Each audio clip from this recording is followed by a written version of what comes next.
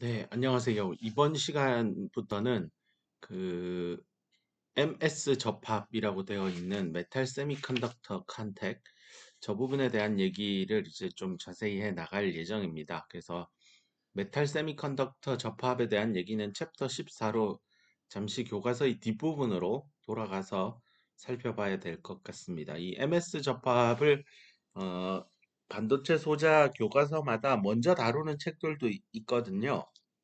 그래서 저도 사실은 MS 접합에 대한 얘기를 하는 게 훨씬 더 앞으로 PN 접합 다이오드 이해하는 데 훨씬 순리적으로, 네, 논리적으로 좀 더 편한 것 같아서 제가 이렇게 강의를 구성을 합니다.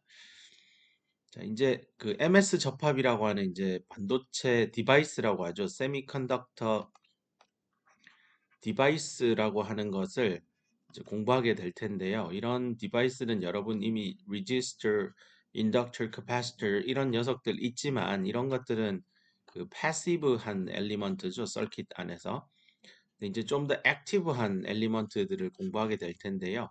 이런 액티브한 엘리먼트들은 주로 비선형적인 전류 전압 관계를 가지게 됩니다. 즉 어떤 소자가 하나 있으면 터미널의 개수가 두 개라고 한다면 양단의 전압을 인가하면 이쪽으로 패시브 사인 컨벤션에 의해서 전류 전압 관계를 풀어야 될 겁니다. 이때 이 내부가 저항이면 이런 심볼을 쓸 거고 캐패시터면 요렇게 쓸 거고 인덕터면 요렇게 쓰죠. 자, 이번에는 그러면 메탈과 반도체를 붙인 것은요. 이렇게 다이오드 모양이 나올 겁니다. 플러스 마이너스 V로 해서 이렇게 전류가 흘러가고요. 물론 터미널의 개수는 지금까지 다 두 개만 지금 공부하고 있는데요. 자, 앞으로 더 이제 학년이 올라가서 다른 수업을 들으면 이렇게 1번, 2번, 3번이 있으면 V12 사이에 전압차가 존재하면 흐르는 커런트 I12를 생각을 할 때 I12는 그 V3의 함수가 될 겁니다. 즉 제3의 단자의 전압에 의해서 두 단자 사이에 흐르는 커런트의 값이 결정됩니다. 즉 V12는 아무런 역할을 하지 못하게 됩니다. 뭐 이런 것들을 나타내는 대표적인 반도체 소자가 MOSFET라고 하는 MOSFET입니다. 메탈, 옥사이드는 절연체죠. S는 반도체. 그래서 금속, 도체, 부도체, 반도체 다 쓰는 겁니다.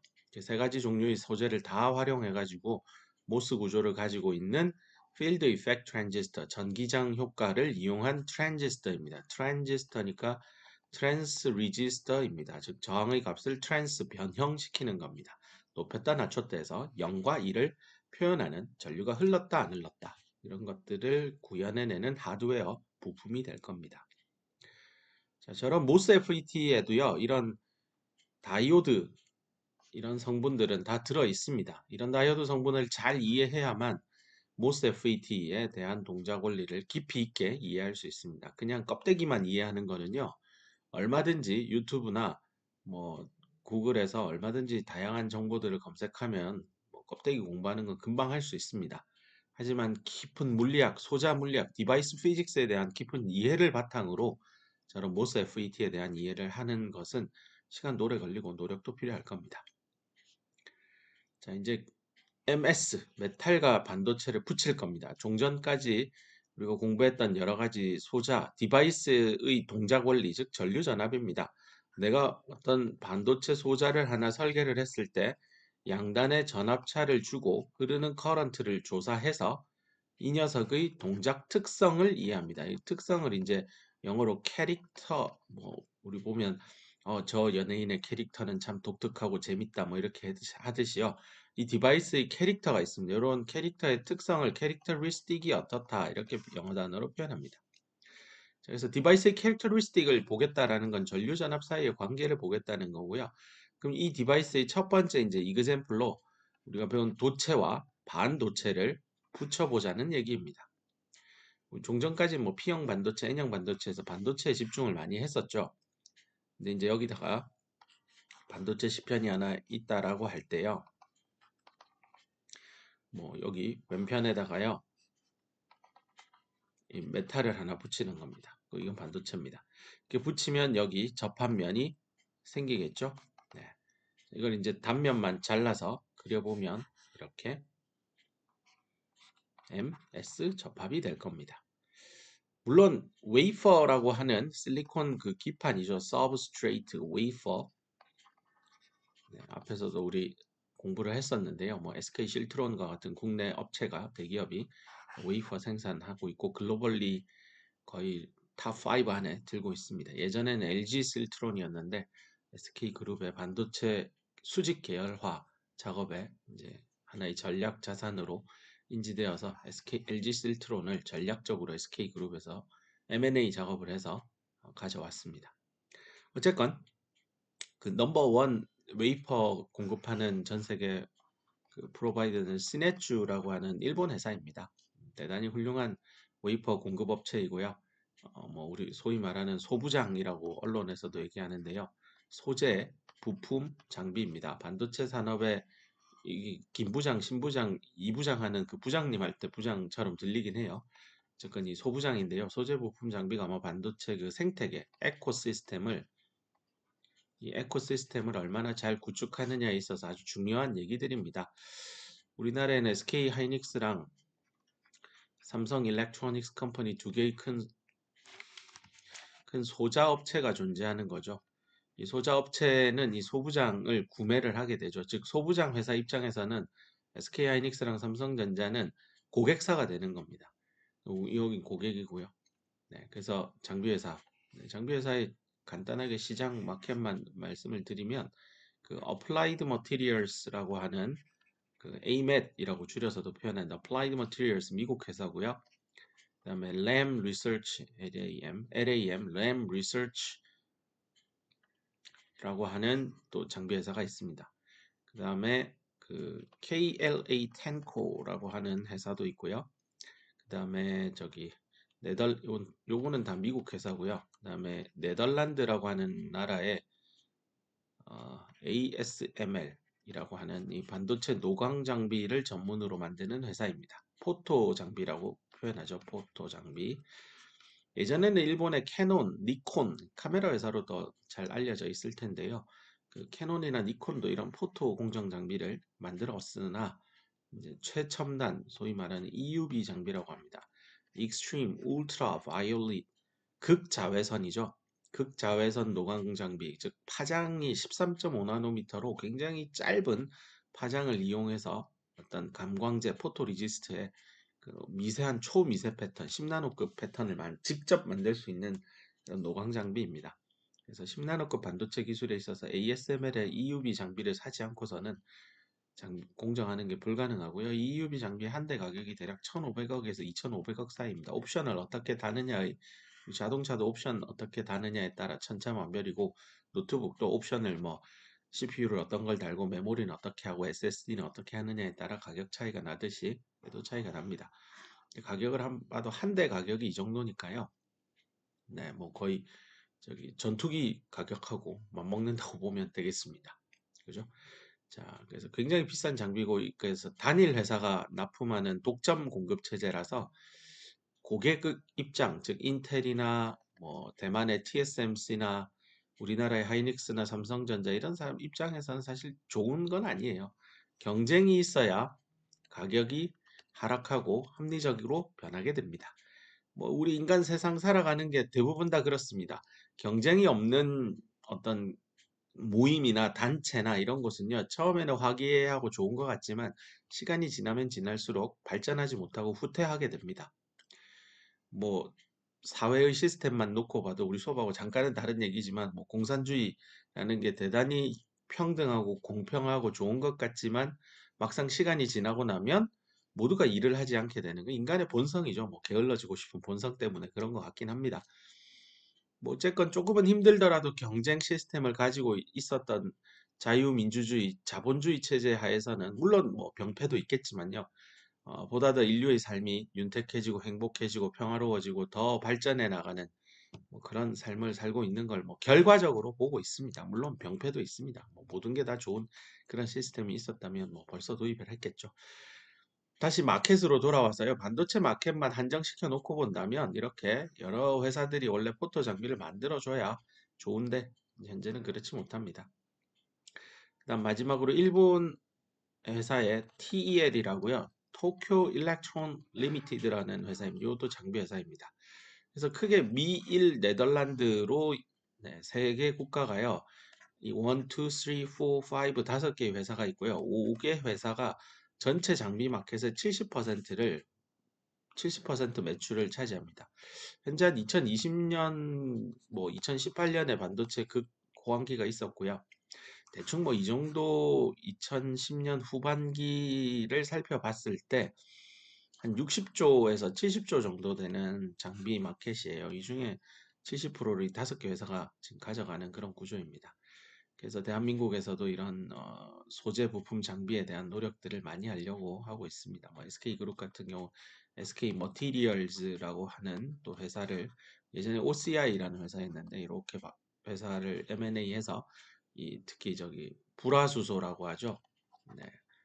아베 정권에서 2019년 7월에 그 저기 화이트리스트에서 대한민국을 제외하면서 불화수소가 없으면 사실은 반도체 제품을 만드는 데 있어서 이게 거의 치명적입니다. 그래서 이거를 확보하기 위해서 고순도죠, 고순도 99. 이게 9%짜리는 누구나 만들지만 이렇게 6-9이라고 합니다. 그 9가 9개라서 이 정도의 초고순도 불화수소를 만들어내는 이 기술력을 이제 SK Materials가 확보를 하고 SK 하이닉스, 그다음 삼성전자 등등에 잘 공급하고 있습니다. 역시나 나중에 창업을 하거나 사업을 하게 되면 머릿속에 항상 내가 믿는 그 고객사도 있어야 되지만 신뢰하는 고객도 있어야 되겠지만 여러 고객들을 가지는 다변화 전략도 반드시 가져야 될 겁니다. 그래야 안정적으로 물량을 공급받아서 자사의 제품을 만들 수 있을 겁니다. 잠시 딴 얘기가 너무 길었던 것 같고 다시 원래 얘기로 돌아옵시다. 자, 원래 얘기로 돌아와서 자, 그래서 메탈 세미컨덕터에 대해서 이제 공부를 할 거고요. 여기에 대한 얘기를 하기 전에 이제 마지막으로 소재 물리학에서 다루어야 되는 두 가지 개념만 짚고 곧장 MS 접합으로 들어가겠습니다. 자, 첫 번째는요. 이 전기자기학 시간 뭐 고등학교 시간에도 배웠을 거고요. 중고교 시절 및 대학교 일반 물리학 뭐 보통 2, 그다음에 전기자기학 1 정도 되는 또는 뭐 통합해서 가르치는 교과목의 경우에도 어쨌건 이 항상 나오는 얘기입니다. 포화송의 방정식, 그다음에 가우스의 법칙 이렇게 나오는데요. 사실 둘 똑같습니다. 예전에는 이렇게 국제학술 대회가 비행기가 없었잖아요. 그래서 서로 비슷한 시기에 비슷한 결과들이 나오고는 했습니다. 그래서 가우스의 법칙 무엇을 의미하는지 이제 살펴보면요. 오른쪽에 그림을 잠깐 봅시다. 굉장히 작은 인피니테스멀한 볼륨 하나를 생각합시다. 굉장히 작은 그냥 부피 하나를 머릿속에 상상하고요. 여기에 이제 E라고 되어 있는데 보통 이제 이렇게 표시하고 싶어요. 전기장, electric field죠. 전기장이 이렇게 들어옵니다. 자, 그러면 또 미소 부피를 통과해서 나가는 전기장도 있을 겁니다. 전기장은 사실은 사방팔방으로 3디멘저널하게 뻗어 나가는 게 맞으나 우리 수업에서는 원디멘저널하게 1차원적으로 전기장이 이동한다라고 봅시다. 즉 왼쪽에서 오른쪽으로 전기장이 형성되든지 아니면 오른쪽에서 왼쪽으로 전기장이 형성되는 아주 심플한 해석만 하겠습니다. 전기자기학 시간에는 이걸 3차원으로 해석을 해야 되니 전기장을 X, Y, Z 축에 대해서 다 해야 될 거고 이 X, Y, Z를 뭐 R, 세타, 뭐 파이 이런 다른 그 좌표계를 도입해서 문제를 풀기도 합니다. 그래서 그러다 보니까 벡터에 대한 지식들도 수학 그런 기본기도 필요한 게 사실이고요. 근데 우리 수업에서는요, 이렇게 어려운 수학에 대한 얘기에 집중하다 보면 본질을 잃어버리니까요. 그냥 한 방향에 대해서만 생각하겠습니다. 뭐 이렇게 고민해도 공부해 두더라도요. 반도체 물리를 이해함에 있어서 뭐 크게 어려운 건 없는 것 같습니다. 자, 그래서 이쪽 방향을 x라고 한다면 여기를 x라고 하면 여기는 x에서 조금 더 간 거니까 x 더하기 델타 x가 될 겁니다. 그래서 x 지점에서 전기장이 이 미소 부피에 들어오는 전기장이 될 거고요. x 더하기 델타 x인 지점에서 전기장은 이렇게 쓰면 될 거고 요게 나가는 전기장이 될 겁니다. 자, 이때 가우스라는 사람이 이런 환경 하에서 즉 전기장이 들어오고 나가는 이런 환경 하에서 다음의 식이 만족하는 것을 알아냈습니다. 식을 까서 한번 보면요. 요 입실론이라고 하는 게 이제 dielectric constant라고 해서 유전상수입니다. 전기를 얼마나 잘 유도해낼 수 있느냐의 능력을 나타내는 지표가 되고요. 재료마다 유전상수 값이 다 다를 겁니다. 실리콘을 우리는 주로 실리콘 반도체를 쓰니까요. 실리콘이라고 한다면 얘는 진공이라고 하는 아무것도 없는 공간도 전기를 이렇게 끌어낼 수 있을 겁니다. 그때 그 능력치를 입실론 not이라고 표현하고요. 이게 이제 우리 important한 constant에서 정리되어 있을 때 8.854 곱하기 10의 마이너스 14승 페르퍼센티미터라고 나와 있습니다. 자, 이 진공 상태 대비 실리콘은 얼마나 유전상수 값이 높으냐를 나타내는 지표가 입실론 R이 될 거고요. 이게 이제 relative, 상대적인 dielectric constant가 됩니다.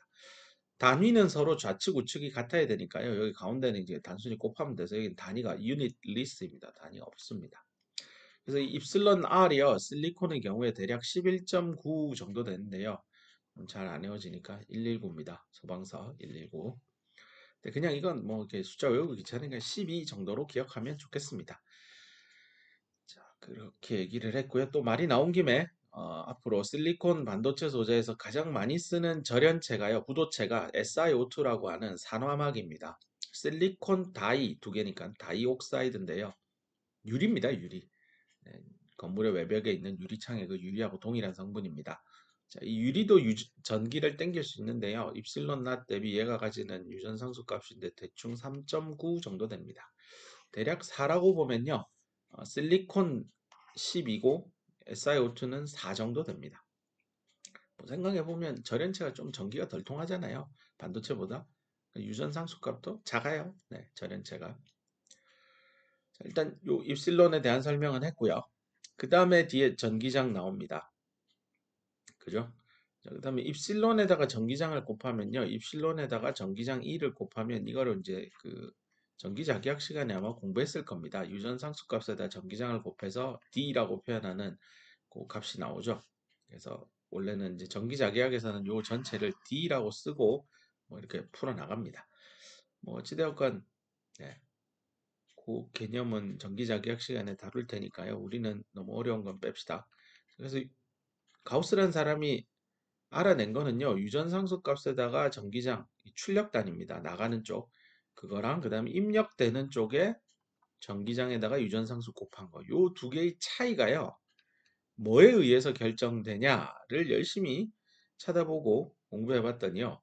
이 미소부피 안에 얼마의 전하량을 머금고 있느냐. 전하 밀도죠.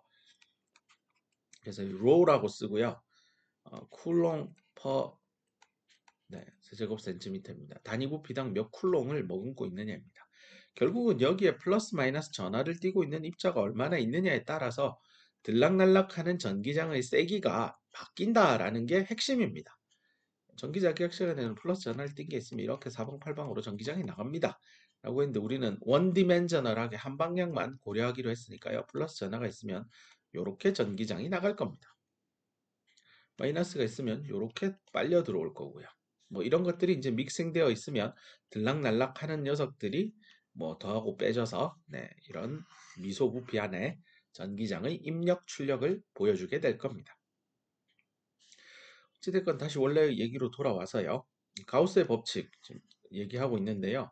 결국은 가우스의 법칙이라는 이 내용만 유심히 보면 유전상수의 전기장 그 차이는요. 내부에 있는 전하 밀도에 의해서 변화한다. 근데 여기 A는 지금 요 단위 면적이거든요. 단면적 면적이니까 일단 고려하지 맙시다. A는 지우고요.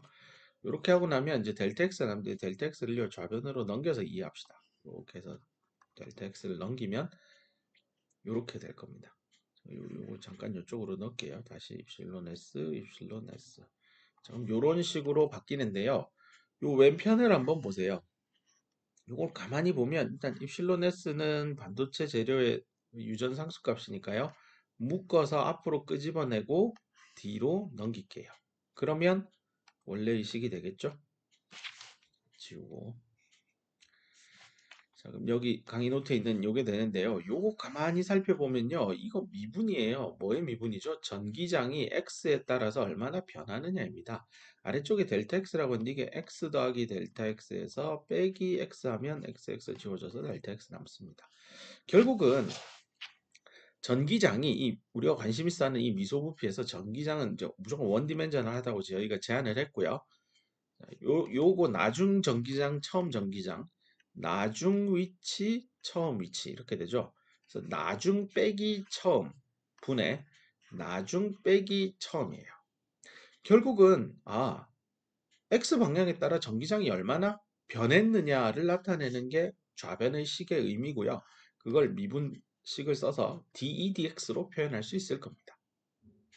그러고 나면 우변에 있는 놈은 그대로 따라 붙으면 이렇게 되는데요.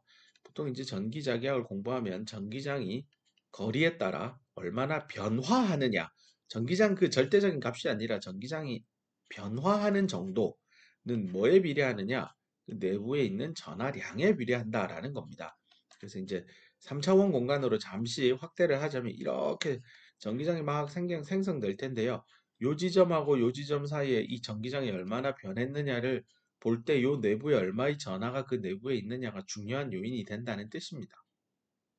예를 들어 여기 플러스 전하가 있고 여기는 뭐 빵 전하가 없으면 여기 끝이랑 여기 시작이랑 비교해 보 요 끝이랑 요 플러스 0, 요 사이에 전기장이 얼마나 변하느냐는 이 내부에 얼마의 전하량 몇 쿨롱이 들어 있느냐 그것과 비례 관계입니다.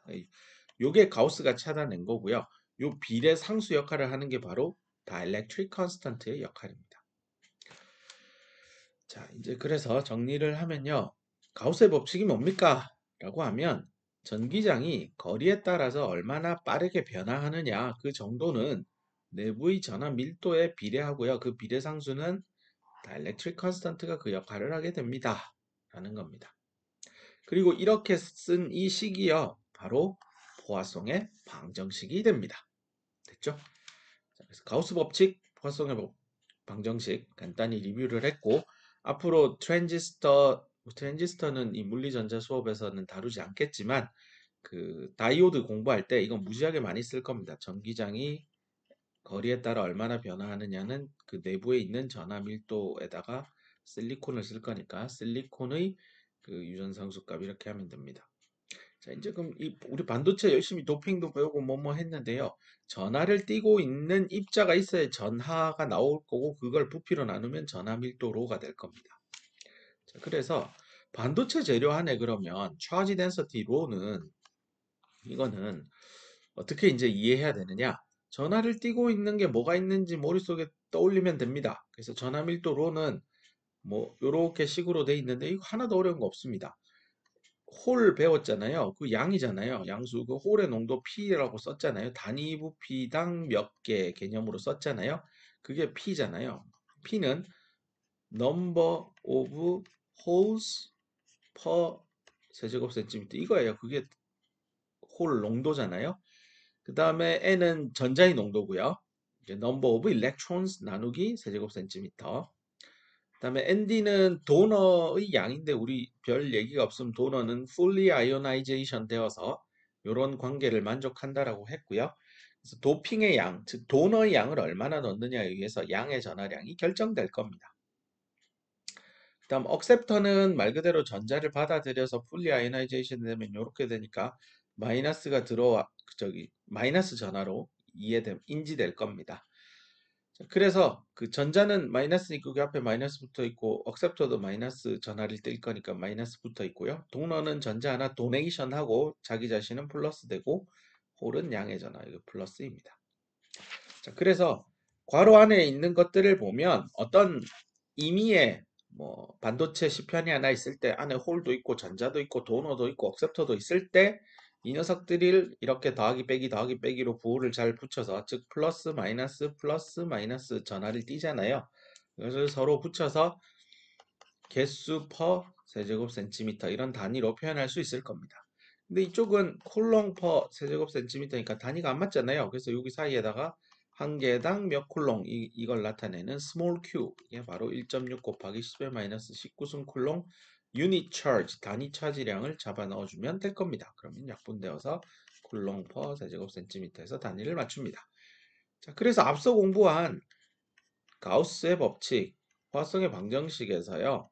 이 위에 로어는요. Q, B-N 더하기 ND-NA 이렇게 쓰면 될 겁니다. 됐죠? 자, 여기까지 얘기를 했습니다. 그 다음 개념은요. 지금 가우스 법칙 포화성의 방정식 잠깐 얘기를 했고요. 이제 요거 다음 슬라이드에 보면 드디어 반도체 소자에 대해서 공부하게 됩니다. 다이오드에 대해서 공부를 할 건데요. 그거 들어가기 전에 한 가지만 더 개념을 잡읍시다. 워크 펑션인데요. 이것도 뭐 이미 일반 물리학 시간, 그다음 고등학교 수업 시간에 몇 번 다루었을 겁니다. 근데 에너지 밴드 다이어그램에서 워크 펑션을 어떻게 정의 내리는지 그 부분을 좀 설명하고자 합니다. 먼저 이람수라고 하는 거는 여러분 잘 아는 대로 어떤 재료에, 뭐 그게 금속이 되었건, 반도체가 되었건, 절연체가 되었건, 어떤 재료에 전자는 있을 거예요. 전자 한 마리를 내가 뜯어내고 싶어요. 어디로요? 완전히 그 재료 시스템에서부터 벗어나게 하고 싶어요. 그러려면 에너지를 줘야 그놈이 나오겠죠. 즉, 낮은 에너지 상태로 안정적으로 재료 안에 잘 갇혀서 있는데 그 전자를 내가 외부로 끌어내고 싶다라는 거는 뭔가 에너지를 공급해 줘야 될 겁니다. 근데 전자가 한 마리만 있으면 워크 펑션은 단 하나로 정의할 수 있겠지만 전자가 두 개 있어요. 근데 한 녀석은 좀 더 안정적이고요. 한 녀석은 좀 덜 안정적이에요. 그래서 누구는 1주를 줬더니 튕겨 나오는데 누구는 2주를 줘야 튕겨 나와요. 그럼 이때는 워크 펑션이라고 하는 걸 어떻게 정의해야 될까 고민을 했는데요. 사람들이 결론을 내리길 실리콘이든 뭐든 어떤 재료에서 전자 하나를 뜯어내서 완전히 진공 상태로, 즉 밖으로 뜯어내는 거죠. 재료에서부터 완전히 속박되지 않고 자유로워지는 전자가 되도록 만드는데 필요한 에너지가 있는데 그 중에 제일 작은 에너지, 그것을 워크 펑션이라고 합시다 라고 합니다. 자, 그래서 그걸 벤 다이어그램에서 생각해 보면 먼저 메탈 생각해 봅시다. 메탈은 밴드가 따로 없죠. 그냥 밴드갭 에너지가 없으니 그냥 에너지 스테이트가 이렇게 거의 촘촘히 다 붙어 있습니다. 어떤 특정 영역에서 밴드갭이라는 게 없습니다. 그래서 아래쪽에서부터 전자가 쭉쭉쭉쭉쭉쭉 채워져서 뭐 요 정도까지만 전자가 비어 있는 에너지 스테이트를 채웁니다. 그 위는 비어 있고요. 아래쪽은 채워져 있어서 반반 되는 지점이 바로 요 지점일 겁니다. 마치 수족관에 물이 채워져 있을 때 밑에는 물이 있고 위에는 비어 있으면 이 수면이 바로 페르미 에너지 레벨 역할을 하는 셈이죠. 그래서 EF라 썼고요. 여기 M은 메탈을 지칭합니다. 자, 이때 이람수는 이 벤 다이어그램에서 어떻게 써야 하느냐? 우선 그 완전히 메탈에서부터 벗어났을 때 전자가 들어가서 앉을 수 있는 에너지 스테이트가 있어야 됩니다. 그것을 백큐um 진공 상태의 에너지 레벨이라고 합니다. 그래서 그 녀석을 E not이라고 표현했고요. 굉장히 높은 에너지라서 위에다가 표시를 했습니다. 다시 한번 강조하지만 벤 다이어그램에서 위로 올라가는 게 전자의 에너지를 나타내고 상당히 높은 곳에 여기를 E not이라고 합시다. 이 백큐um 에너지 레벨은요. 메탈이 되었건 반도체가 되었건 절연체가 되었건 서로 떨어져 있는 소재라면, 다시 한번 떨어져 있는 소재라면 이 낫만큼은 다 공통이 될 겁니다. 왜냐하면 여러분 강의실에서 여기 메탈이 있어요. 여기 반도체 있어요. 이만한 강의실이 있어요. 그럼 결국 얘도 튀어나오고 얘도 튀어나오면 얘네들이 가는 진공 에너지 레벨은 같아야 될 겁니다. 그래서 이 낫은요. 뭐 서로 떨어져 있는 소재라면 공통인 에너지 값을 가지게 됩니다. 자, 다시 메탈로 돌아와서요. 자, 이 메탈에서 그러면 이람수를 어떻게 정의할 것인가? 전자 하나를 뜯어내면 돼요. 그럼 난 여기 있는 이 전자를 나 뜯어서 이 위로까지 올리고 싶어요. 그럼 여기서부터 이만큼의 에너지가 필요할 겁니다. 근데 이게 최소값인가요? 아니죠. 네, 찾아보면 바로 이 녀석입니다. 즉 페르미 에너지 레벨에 존재하고 있는 이 전자는요. 네, 요만큼의 에너지 차이만 가지게 되면 진공 에너지 레벨에 올라가게 돼서 자유전자가 됩니다.